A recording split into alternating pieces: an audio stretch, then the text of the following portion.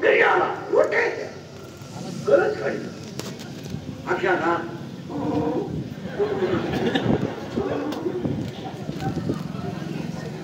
Fan लावलं तरी पण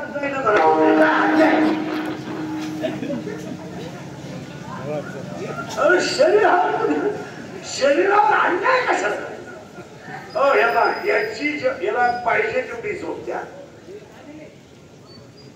पाहिजे तेवढं पाणी द्या आता डिहायड्रेशन झालं उन्हाळा यावर्षी डिहायड्रेशन झालं शरीरात त्वचा पडल्या पाहिजे शरीरातलं पाण्याचं प्रमाण कमी झालं लघवीचं प्रमाण एकदम कमी आलं त्याला पाणी द्या मग शिरे तुम्ही अभ्यास करा इथून पदार्थ इथं गेलाय पण सगळ्या इंद्रियाला रक्त हे मशीन आहे मला आणि याचे एक पॉवरफुल मशीन कोणतं आहे आणि या मशीन मध्ये काही वाटायचं मठ्ठा प्याला मठ्ठा हेच ग्लास मठ्ठा प्याला घरी गेला बाथरूम मधून बाहेर उभं राहिलं का गडगड बसलो का खा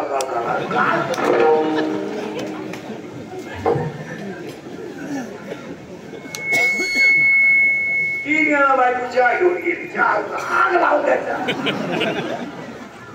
तुम्ही एक अभिनव नाही मला यांची जेवढी कॅपॅसिटी तुम्ही पहा तुम्ही लहान असताना आपल्या घरात काय पहिले पावन घेऊन गरीब माणसं आपण आपल्या घरात एक नाश्ता होता आठवत पाहतो मला चहा भाकर किती भारी नाश्ता होता ती भाकर बारीक करायची आळशी चहा वाटायला लागायची एकच कप चहा डबल मिळणार नाही म्हणजे कोरडं जरी असलं तरी तोच खायचा आणि जास्त ओलं झालं तरी महाराज गरम भाकर करायची कधी कधी आजी चुलीवर गरम करायची आरती चहा भाकरला आपण खात होतो तर 12 वाजे पोट काहीच लागत नाही आता खायला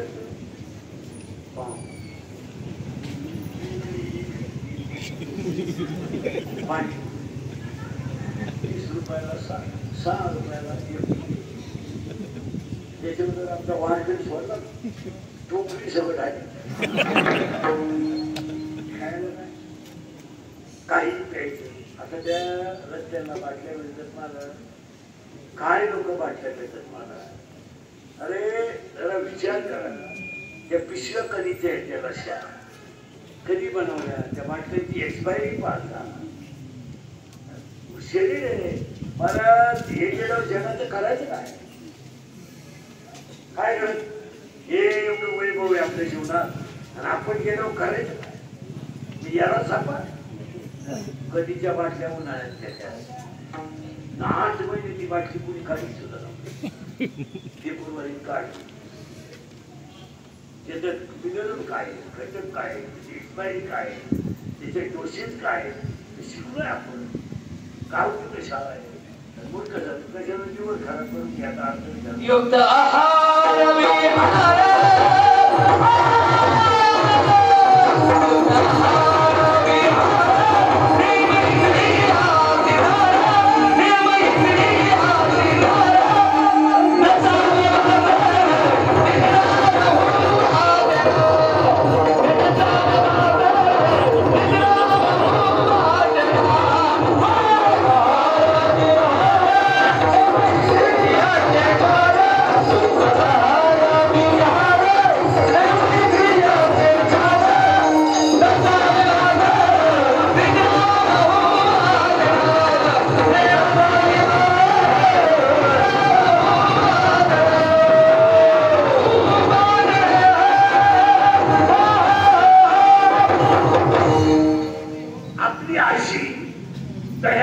काढायची लागते ती फडक्यात बांधेल राहायचं फडकं जर सोडलं ना तर शेजारच्या घरी वाद जात होता दूध पिवळ जाईल आणि ते फडक्यातून पडत नव्हतं समस्यानं काढायचं आणि मग ते टाकली टाकायचं गुळाचा खडा त्याच्यात टाकला मनाला एक नाही भागत खायचं दूध ठणठणीत तांबड्या नाही पांढऱ्या नाही बीपी नाही शुगर नाही आताही नाही ना आता बाहेर आता खायला नाही खातीच नाही आता एवढे बसले एवढे महिला कीर्तनाला कोणत्या बाईच्या घरात 5 किलो खोबरं येतं महिन्याला बोलवत पण जाऊ तुला खोबरं कळत खोबरं कधी येतं तुझ्या घरी? जेव्हा पप्याचा बाप काळी पिशवी घेऊन तेव्हा खोबरं आणायचं. आणि ते खोबरं कापून नाही घातली, तो अशी द्या. अहो साधी मॅनर्स खोबऱ्याची वाटी भाजली, तिथं त्या तेलाचे घटक गेले करायचे. तुम्ही शिकलेत का नक्की मला हे सांगा.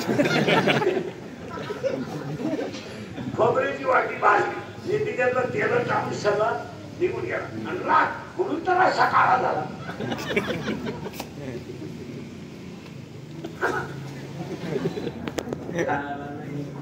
मेकअप आणि मेकअप मध्ये जिंदगी. अहो कोलगेटची जाहिरात करणाऱ्या म्हातारीला जात नाही. एक म्हातारी टीव्ही आणि ती म्हणते हे मला पोषण देते. मी म्हणतो देऊ दे, तू लागायचे मुळे चालय मला गांधाला तरी ते पावडरी नको माणसं पुरी होत.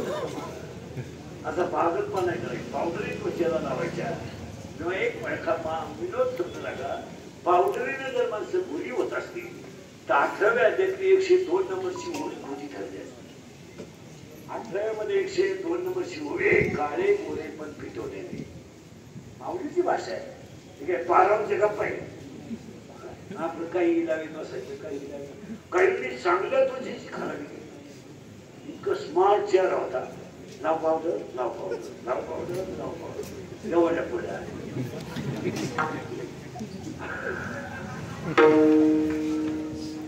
काय पण सुंदर शरीर आहे महाराज. आता हे आमचं शरीर आहे. 31 वर्ष दाखवली. 31 वर्ष झाली मला महाराज झाल्यावर. माझ्या इतकी कीर्तन मध्ये गेलं महाराष्ट्रात. एका जन्मात 10 जन्मात म्हणा आणि 80च्या खाली महिना झाला. 80, 60 कीर्तन मी कधीच केलं नाही. 80 ग्रुप सापडला 90 पर्यंत. आता हा महिना 90 साठी पोटासाठी करावं.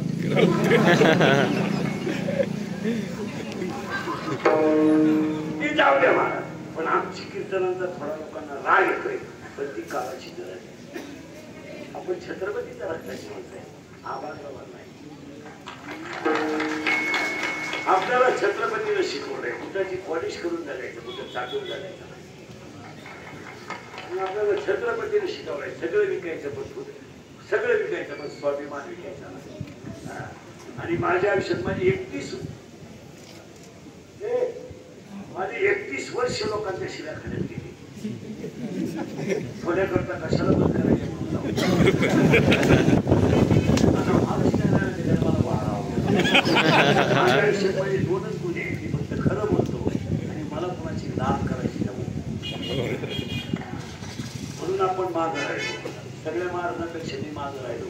कारण स्तुती जमत नाही. आणि आम्ही तुम्हाला थोडंसं का बोलतो, आम्ही तुमचे तुम्हाला बोललं पाहिजे. हा तुम्ही शब्दालाही करेल, हा अखंडांना शब्दाला येईल. हे धर्माचं काम आहे.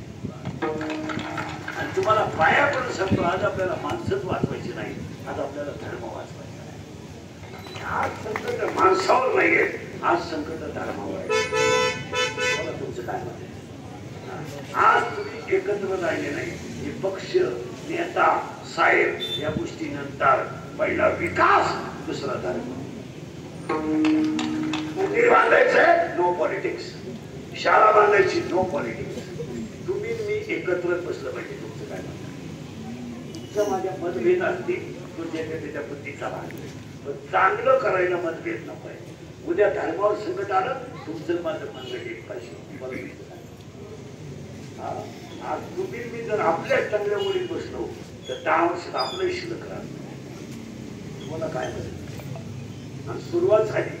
तुम्ही जर माझ्या चांगल्या वळीत बसले, मी जर तुमच्या वळीत बसलो ना, तर कालची एवढी भयानक घटना तर झालीच. मग आता आपली सुद्धा सहनशीलता आता कुठं आली? आम्ही क्षत्रिय आहेत दाखवायची गरज. खरं होत आम्ही क्षत्रिय आहे, फक्त आम्ही संतांच्या विचाराने शांत होतो. पण तुम्ही जर आमच्याच गळ्याला हात लावायला लागले तर मग क्षत्रिय तो शत्रू उत्पन्न झाला. जरी देवाचा मेहुणा झाला तर मग काय त्याला घोड्यावर बसायचं का? नाही, त्याला युद्ध करायची वेळ.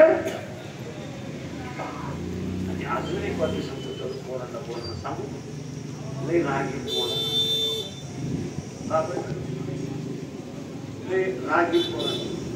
तुम्ही मला शिव्या द्या, या आता मी रोजच खाते, पण तळतळीनं बोलणारा माणूस.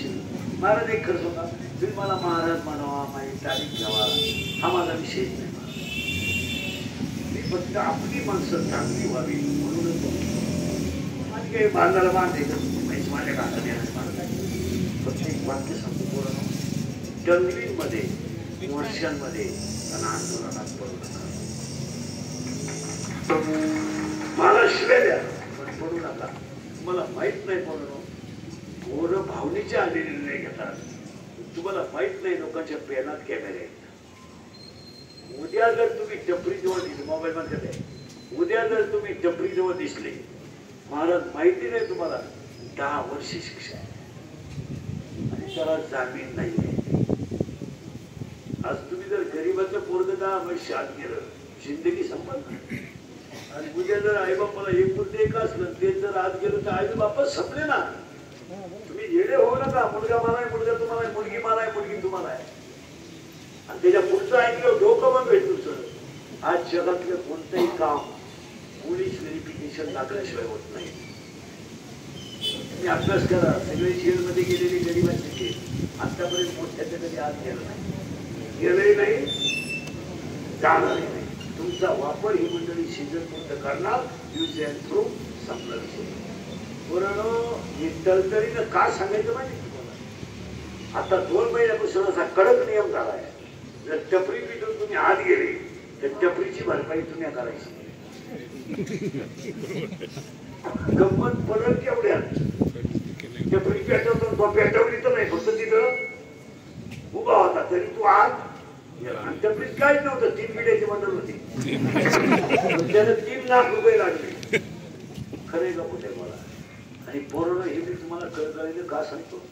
उद्या आपल्याला पोलीस व्हायचंय, PSI व्हायचंय, SP व्हायचंय, ट्रेकिंग जायचंय. आज आपण शरीर कमवलं, उंची कमवली, छाती कमवली, उद्या चांगलं चुकीचं मिळालं तर जिंदगी संपेल. तुम्ही याच्यात बोलू नका. खरं सांगू पोरांनो, आजच्या काळात कपाशीवर तुरीवर संसार होणार नाही. शेतकऱ्याच्या पोरानं पोटाचा प्रश्न सोडवला नाही. गाडी का, पावळी का, बुलटी का, बटारी का, बेपरी का, नदी का, दुकानात